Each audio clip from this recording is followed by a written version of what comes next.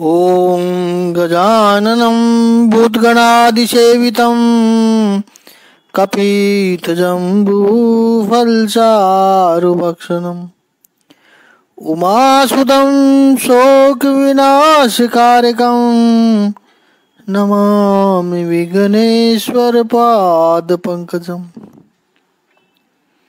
कृष्णाय वासुदेवाय हरिये परमात्मने प्रणतय क्लेशनाशाय गोविंदाय नमो नमः। ओम श्री महापुरुष देवाय नमः। ओम श्री गुरुदेवाय नमः। ओम आनंद स्वरूप भगवान की जय। ओम शांति स्वरूप भगवान की जय। हमारा चिंतन गीता अध्याय 6 श्लोक 18 पे चल रहा है। महापुरुष कहते हैं मनुष्य के पास दो प्रकार की पूंजी है। एक धन्य धान्य की पूंजी और दूसरी आयु, ये भी पूंजी है, वो भी संपत्ति है हमारी। समय जो अपने पास आया, अब पूंजी को आप कहो तो उसके दो प्रकार होते हैं, एक आय दूसरा व्यय। इस पर कल भी हमने थोड़ा सा देखा था। पूंजी खर्चा करो और उपार्जन कमाई करो। धन धान्य की जो पूंजी है उसमें व्यय कौन सा है? तो कहते हैं कि जो आप आहार विहार करते हैं, भोजन करते हैं, घूमने फिरने जाते हैं, अपने लिए कोई सुख सुविधा के साधनों का सामान खरीदते हैं, ये सब व्यय है। जो भी आपने कमाया है उसमें से कम ही तो हो रहा है। नया कपड़ा लेके आए हो तो आपके पास जो पूंजी थी उसमें कुछ कम हुआ। और उपार्जन क्या होता है? जो भी आपकी आजीविका है, जो भी आप व्यवसाय करते हैं, काम धंधा नौकरी जो भी करते हैं, खेती व्यापार जो भी करते हो, उससे आप पूंजी का उपार्जन करते हो। और जो आहार विहार की प्रवृत्ति है उसमें आप व्यय करते हो। सीधा सा नियम है। अब आयु में क्या है? जीवन में जो आयु मिली है उसमें क्या व्यय है और क्या आय है? उसमें भी आय और व्यय है, इनकम एंड एक्सपेंडिचर है। उसमें आयु का एक्सपेंडिचर है, प्रतिदिन प्रतिक्षण आयु नष्ट हो रही है। खर्चा तो हो ही रहा है, लेकिन उसमें खर्चा कौन सा है? नष्ट तो हो रही है, सारा खर्चा नहीं है वो। जो भी आप सोते हो, जो जीवन बेहोशी में जाता है, अज्ञानता में जाता है, वो खर्चा है। और आयु में कमाना कौन सा है? जो भी आप जागते हो भगवान के लिए, आंखें खुली करके जागना नहीं, भगवान के लिए जागना। इस श्लोक में जैसे कहा है अवबोधस्य, यानी परमात्मा के लिए जागना, अपने जीवन को धन्य करने के लिए जागना। ये जीवन नए यात्रा को सफल बनाने के लिए जागना, वो जागना है, वो आयु की कमाई है। जैसे संसारिक धन धान्य के बारे में व्यक्ति सावधान रहता है कि मैं जितना कमाऊं उससे कम खर्च करूं तो मैं लाभ में रहूं, फायदे में रहूंगा। ऐसा कभी आध्यात्म के लिए हमने नहीं सोचा, आयु के लिए सोचा कभी नहीं सोचा हमने। जीवन जितना खर्च कर रहा हूं उससे अधिक कुछ अर्जन हो, जितना सोया, जितना भोग विलास में मौज मजा करने में जितना समय गया आपका 24 घंटे में से, और कमाना कितना हुआ, उससे ज्यादा कमाई होनी चाहिए। ईश्वर की ओर गति करने में कितना समय हुआ, परलोक की कमाई करने की गठरी कितनी बड़ी बांधी आपने, ये व्यक्ति को समझना है। युक्त स्वप्ना अबोधस्य, ऐसे व्यक्ति के लिए योगो भवति दुःखः, उसके लिए योग दुख को दूर करने वाला है। योग्य जो शब्द है यहाँ पर वो 3 प्रकार का बताया है। एक तो योग्य मात्रा, दूसरा योग्य पदार्थ और तीसरा योग्य समय। तो यहाँ पर योग्य समय यानी गोल्डन मीन की बात कर रहे हैं प्रभु। एक सूत्र में यदि कहें, इस 70वें श्लोक का सारांश जो कहें कि भगवान श्री कृष्ण कहना चाहते हैं अपने शरीर को और प्रकृति को, कुदरत को शत्रु मत समझो, मित्र समझो, मित्र समझकर व्यवहार करो, वो आपके काम आएगा। तो 16वें 17वें श्लोक में, इन 2 श्लोकों में ध्यान योग के जो खास नियम है वो प्रभु ने बताए हैं। ऐसे नियमों का पालन जो करता है और स्वरूप का जो ध्यान करता है, ऐसे साधक की क्या स्थिति होती है वो इस 18वें श्लोक में हम चिंतन कर रहे हैं। जब व्यक्ति योगाभ्यास द्वारा अपने मानसिक कार्यकलापों को वश में कर लेता है और अध्यात्म में स्थित हो जाता है, अर्थात समस्त भौतिक इच्छाओं से रहित हो जाता है, तब वह योग में सुस्थिर कहा जाता है। यहाँ पर भगवान यदा और तदा में बात कर रहे हैं, यानी जब और तब। जैसे 6ठे अध्याय के 4थे श्लोक में प्रभु ने कहा था, यदा और तदा की बात कही थी, ऐसे ही अब बोल रहे हैं। 18वें श्लोक में पुनः प्रभु यदा और तदा की बात कर रहे हैं। यदा यानी जब, विनियतम चित्तम, विनियतम चित्तम, वश में किया हुआ चित्त, आत्मनि एव अवतिष्ठते, आत्मा में ही अपने शुद्ध स्वरूप में स्थिर हो जाता है और सर्व कामेभ्य है, निष्पृह है, सारी कामनाओं से, संपूर्ण पदार्थों से निष्पृह हो जाता है। अब उसको किसी प्रकार किसी के प्रति आकर्षण नहीं रहता है, आसक्ति नहीं रहती है किसी के ऊपर भी। ऐसी स्थिति में जब हो जाता है, यदा यानी तब, युक्तः इति उच्यते, तब उसे वो युक्त अर्थात योगी ऐसा कहा जाता है। विनियतम चित्तम, विनियतम चित्तम, कंट्रोल में करना, विनियतम स्वाधीन में करना, अपने अधीन करना, नियतम यानी नियम पूर्वक कंट्रोल में करना, और विनियतम यानी विशेष पूर्वक, नियम पूर्वक कंट्रोल में करना। विनियतम विशेष रूप से नियम पूर्वक अनुष्ठान द्वारा जिस चित्त को स्वाधीन किया गया है, कंट्रोल में किया गया है, ऐसा युक्त आत्मनि एव अवतिष्ठते, अपने आत्मा में स्थिर हो जाता है, अच्छी तरह से स्थिर हो जाता है।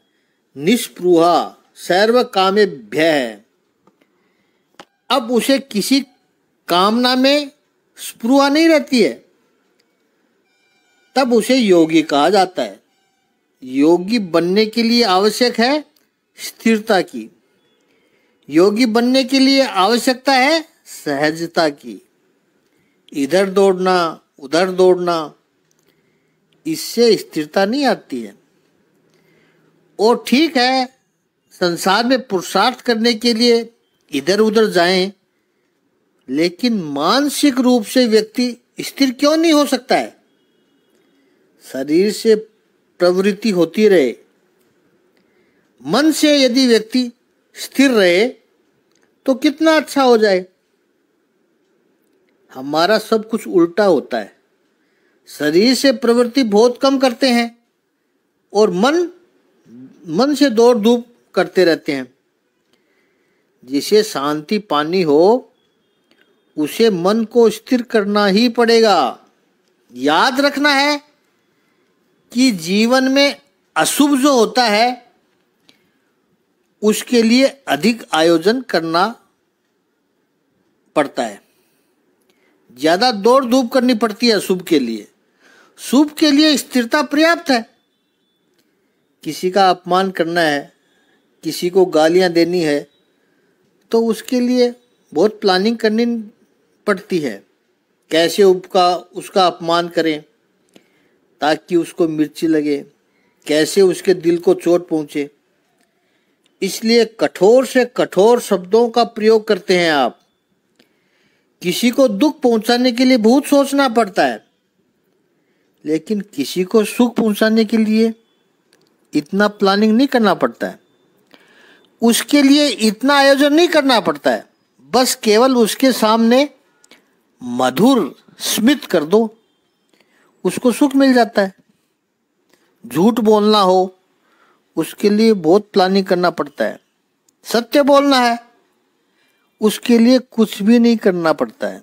एक महापुरुष ने बड़ा सुंदर कहा है कि मैं सच बोलता हूं, इसलिए मुझे कुछ याद रखने की आवश्यकता ही नहीं है। जो झूठ बोलता है उसे बहुत याद रखना पड़ता है। इसके सामने ये कहा, किसी दूसरे के सामने ये कहा, और तीसरे के सामने तीसरी बात, और चौथे के सामने चौथी बात, और वो चारों जब इकट्ठे हो जाए तो फिर देखो उसका टेंशन। उसकी यही कोशिश रहती है कि किसी को बोलने ही मत दो। कोई बोले तो कहेगा मैं आपको बाद में समझाता हूं, तेरे को बाद में समझाता हूं। कितना आयोजन करना पड़ता है। और जो सत्य बोलते हैं वो तो बालक की तरह निर्दोष होते हैं। क्रोध करने के लिए आयोजन करना पड़ता है, शांत रहने के लिए कोई आयोजन नहीं करना पड़ता है। इतनी बात याद रखनी है कि इस श्लोक के आधार पर हम निस्पृहा सर्व कामेभ्यो युक्त इत्युच्यते तदा, कि इतना ध्यान रख लें, एटीट्यूड यदि हम बना सके कि इस संसार में पूर्णतः कोई भी बुरा नहीं है और इस संसार में कोई भी पूर्णतः अच्छा नहीं है। महाभारत हमें यही सिखाता है, कोई भी इतना बुरा नहीं है। यह मनुष्य के स्वभाव में नहीं है। 24 घंटे के लिए कोई बेईमान रह ही नहीं सकता है। बेईमान से बेईमान व्यक्ति भी कहीं पर आकर तो ईमानदार हो जाता है। टोटल बुरा ऐसा कोई है ही नहीं। इस सृष्टि की कोई भी बात ऐसी नहीं है।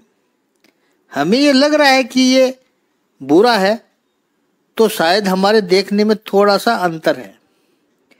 थोड़ी सी दृष्टि को बदल दे तो बुरा भी अच्छा दिखने लगेगा। बगीचे में आप गए, गुलाब के पौधे लगे हुए हैं, तोड़ने गए गुलाब का फूल और कांटा लगा, तो स्वाभाविक है आपको लगेगा कि ये कांटे कितने बुरे हैं। लेकिन जब शांति से सोचो तो ये कांटे भी बुरे नहीं हैं। ये कांटे भी गुलाब की रक्षा का काम कर रहे हैं। ये कांटे भी अच्छे हैं। ये कांटे न होते तो शायद गुलाब भी ना होता। दृष्टि बदलने की आवश्यकता है बस। पता नहीं क्यों हम सृष्टि बदलने के दौड़ धूप में लगे हैं। दुनिया को बदल डाले, संसार को बदल डालो। बदलने वाले कितने लोग चले गए, पर संसार ऐसा ही है। सृष्टि को बदलने का प्रयास न करे, दृष्टि को बदलने का प्रयास करे। और जब व्यक्ति बिना दृष्टि को बदले सृष्टि को बदलने जाता है, तब अपने लिए केवल मुसीबतें निर्माण कर लेता है। और ऐसे व्यक्ति के नींव में अहंकार होता है। मैं बदल डालूंगा, मुझे सब पता है। ये अहंकार ही दुख निर्माण करता है। तो गुलाब के कांटे भी अच्छे हैं, तालाब में कीचड़ है, कीचड़ को देखकर आप मुंह बिगाड़ो अपना। अरे वो कीचड़ में से ही कमल उत्पन्न होता है। आपकी सोसाइटी में स्विमिंग पूल बनाया है, वहाँ कोई कीचड़ नहीं है, 24 घंटे पानी भरा रहता है, पर क्या कमल खिलता है उसमें? शुद्ध स्विमिंग पूल है, मिट्टी कीचड़ कुछ नहीं है, शुद्ध पानी है, खिलता है क्या कमल उसमें? कीचड़ भी जरूरी है। कहीं न कहीं कुछ अच्छा ही है। ईश्वर ने जो इस संसार की रचना की है, हम होते कौन है उसमें बुराई देखने वाले? बड़ा अच्छा सुभाषित का श्लोक है। बुद्धिमान व्यक्ति निकला, उसने कहा संसार प्रभु ने बनाया, लेकिन कुछ गलतियां रख दी उसमें। किसी ने पूछा क्या गलतियां हैं? वो कहता कि इतनी महंगी धातु बनाई, स्वर्ण और उस पीली चमकीली चमकती हुई मूल्यवान धातु, लेकिन भगवान ने इस स्वर्ण में सुगंध रखना भूल गया, नहीं याद आया उसको। काश स्वर्ण में सुगंध रख देता तो कितना अच्छा होता। गन्ने के पौधे पर फल नहीं लगते, क्योंकि गन्ना स्वयं फल है, मीठा है। लेकिन यूं देखो तो गन्ना तो जड़ है और तना ही है। मिठास फल में होती है। गन्ना का तना इतना मीठा है, और यदि उस पर फल लगता तो कितना अच्छा होता। नहीं आया भगवान को याद, ये कमी छूट गई भगवान से। काश गन्ने के पेड़ पर प्रभु फल लगा देता तो कितना अच्छा होता। ऐसे उस बुद्धिमान व्यक्ति ने बड़ी लिस्ट बनाई। चंदन के वृक्ष पर फूल नहीं लगते, खुशबू सुगंध ये फूल का स्वभाव है।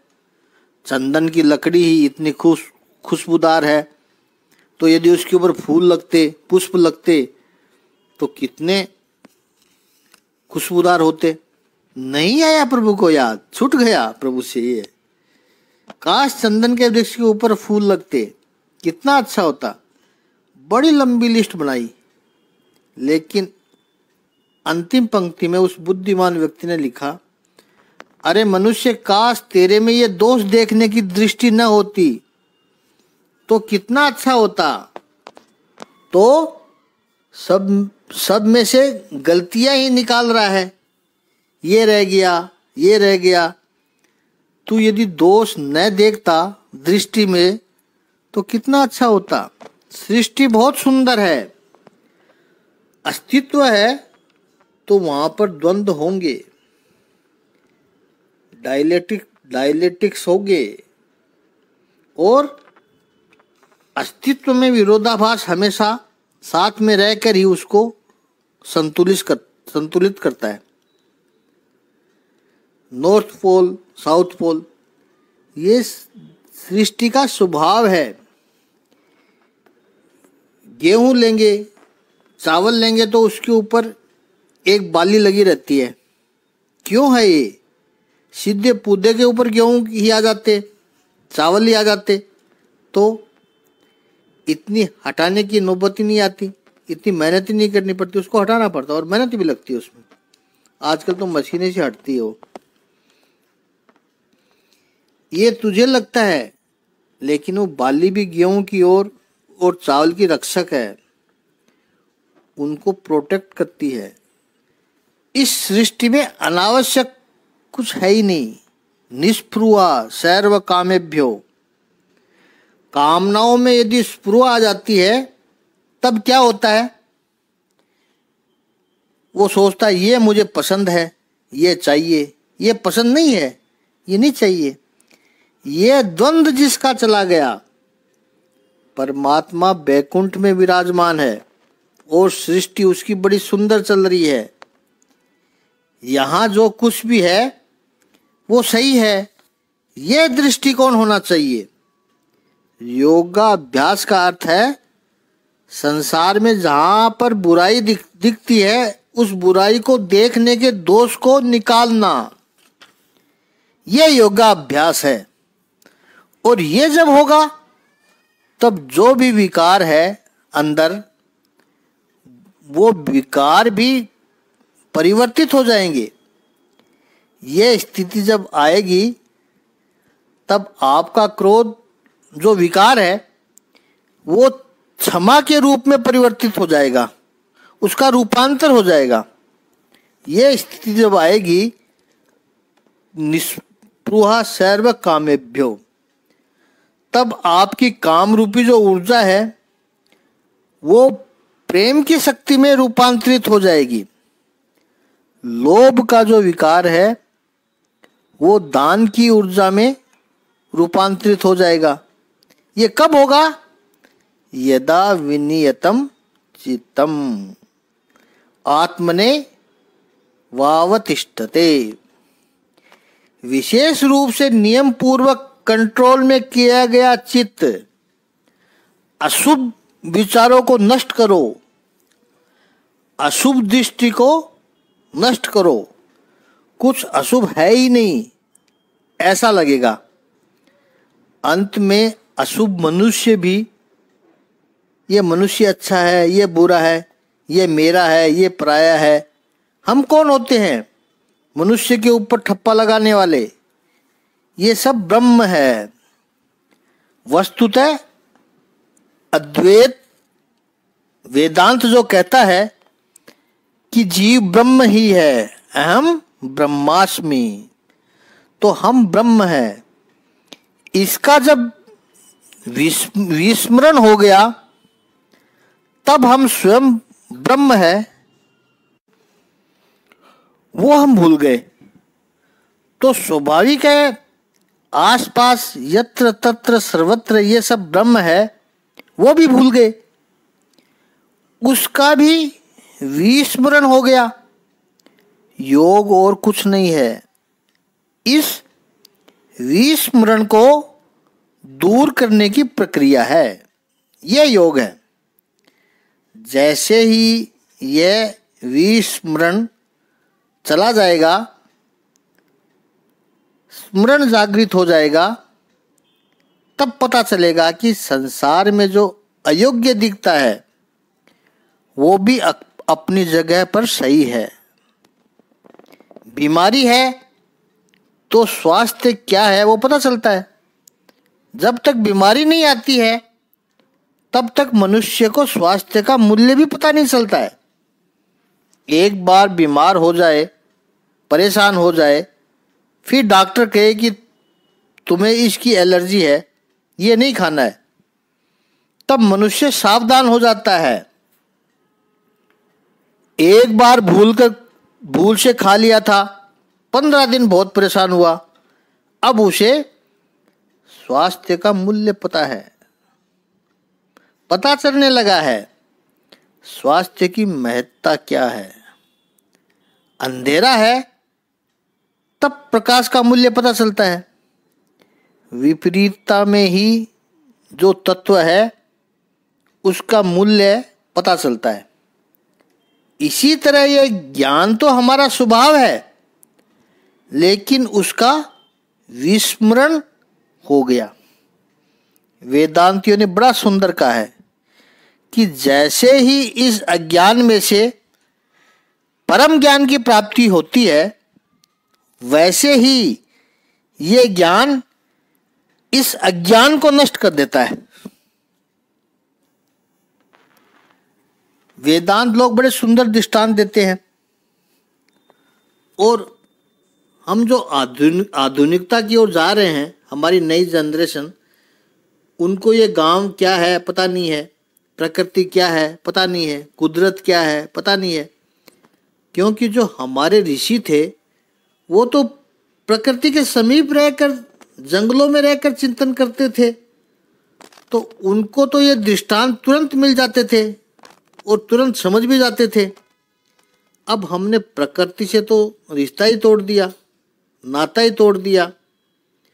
आज से 50-100 साल और नई जनरेशन आएगी और ऐसे श्लोक आएंगे, ऐसे श्लोक पढ़ेंगे, अली वली कर्कट वंश रंभा विनाश काले फलिनो भवंती। तो इनका अर्थ कैसे समझ पाएंगे वो?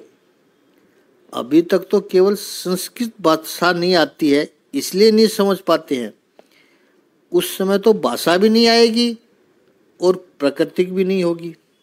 याद रखना है कि इस श्लोक में कहा है कि नेगेटिव में से ही पॉजिटिव प्रकट होता है, और पॉजिटिव होता है वो नेगेटिव को नष्ट कर देता है। संसार में अस्तित्व में ये दिखाई पड़ता है। अली, यहाँ बोला अली यानी बिच्छू। ये बिच्छू की जो माँ होती है वो एक साथ 15-20 अंडे देती है, बिच्छुओं को जन्म देती है। अंडे नहीं देती, बिच्छुओं को जन्म देती है। और तुरंत के जन्मे हुए वो बिच्छू के बच्चे इतने भूखे होते हैं, उनको पता नहीं है कि क्या खाना है। अस्तित्व का नियम है ये। आप देखना कि जैसे ही उसने 15 बच्चों को जन्म दिया, वो सब बच्चे मिलकर अपनी माँ को ही खा जाते हैं।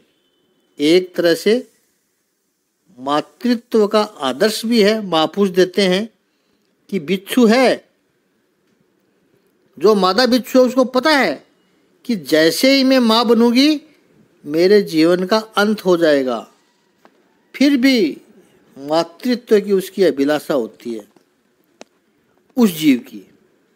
तो जिस बिच्छू में उन बिच्छुओं का जन्म हुआ, उन्होंने मिलकर माता जो बिच्छू थी उसको खत्म कर दिया।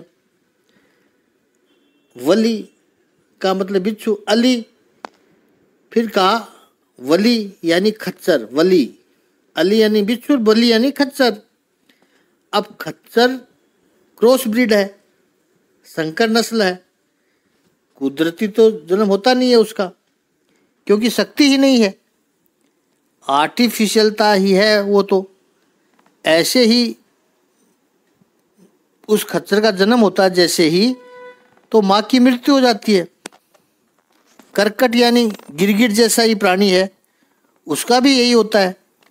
बच्चों को जन्म देने के साथ ही माँ की मृत्यु हो जाती है। इस श्लोक में यह बोला गया है। अब ये क्या है, क्या सत्य है, नहीं है पता इतना। यानी वंश यानी बांस। बांस जैसे ही फटता है तो उसमें से जो निकला उसी को वो चीर देता है।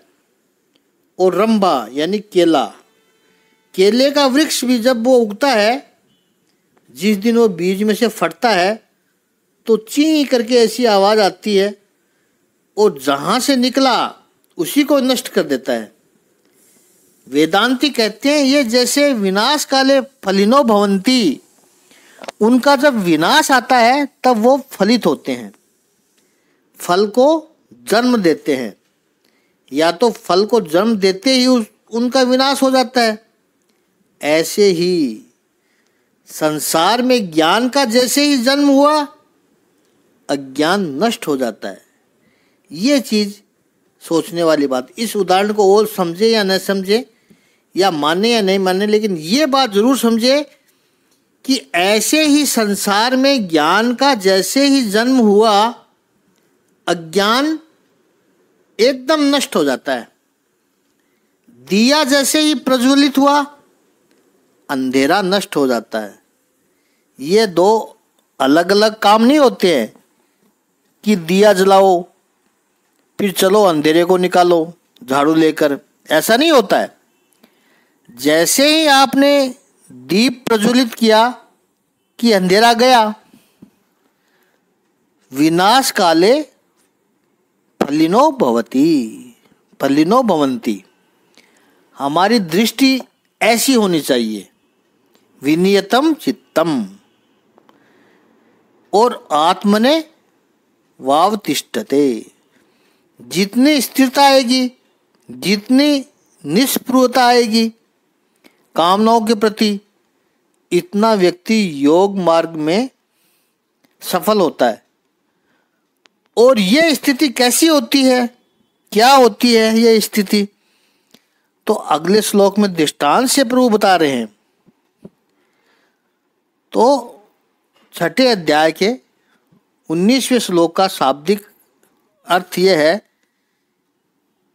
कि जिस प्रकार वायु रहित स्थान में दीपक हिलता डुलता नहीं है, उसी तरह जिस योगी का मन वश में होता है वह आत्म तत्व के ध्यान में सदैव स्थिर रहता है। यथा यानी जिस तरह। 18वें श्लोक में प्रभु ने यदा और तदा से बात की थी। इस श्लोक में तथा और यथा से बात कर रहे हैं।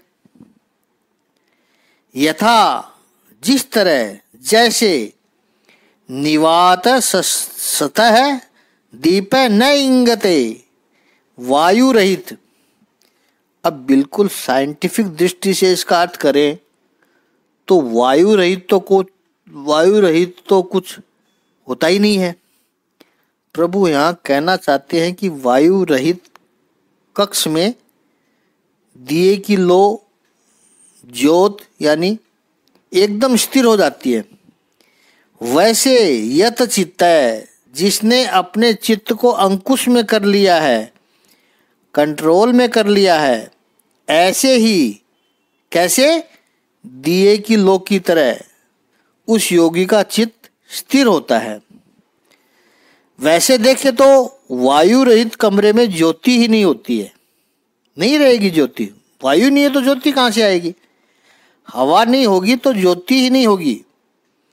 तो भाष्यकारों ने कहा कि यहाँ निवातस्थ का अर्थ वायु रहित नहीं है, स्पंदन वाली वायु रहित है।